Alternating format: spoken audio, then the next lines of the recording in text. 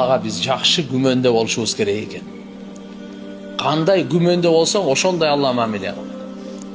Алла Таалам алхамдулилlah ишимди оңдоруп берет.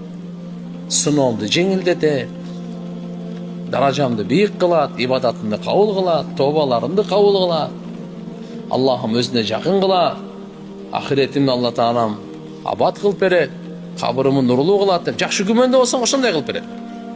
Кандай күмөн кылсаң, ошондой Алла мамиле кылат дейт. Ана инда данни абди би. Алла Таала өзү айтып атат. Fa in dakarani fi nafsihi dakartuhu fi nafsi. Эгер ал өзүнчө эч ким менен кошулбай зикир кылса, мен дагы аны өзүнчө зикир кылам. Өзүмчө эстейм дейт. Анан wa in dakarani fi mala'in dakartuhu fi mala'in khayran minhum. Эгерде бир жамаат менен топтолуп зикир кылса, мен ал жамааттан жакшыраак жамаат менен зикир кылам.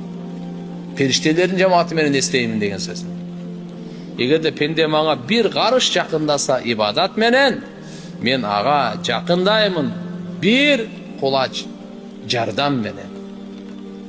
Пенде эле жакындаса эле мен ага бир карышка бир зира, бир кол да. Wa in taqarraba ilayya diran taqarrabtu ilayhi ba'an. Эгерде ал мага бир чакара жакындаса, мен бир кол жакындайм, бир кулач жакындайм. Wa in atani yamshi ataytuhu harwalatan. Эгерде ал мага басып келсе, мен ага жүгүрөм дейт. Алла Таала жүгүрүүдөн, басуудан аруу таза зат. Алла Тааланын бу жерде райымы ушунчалык бизге тез деген сөз. Жардамы ушунчалык тез деген сөз. Разычылыгы ушунча, рахматы ушунчалык тез деген сөз. Равахул Бухари ва Муслим. Эконде деп.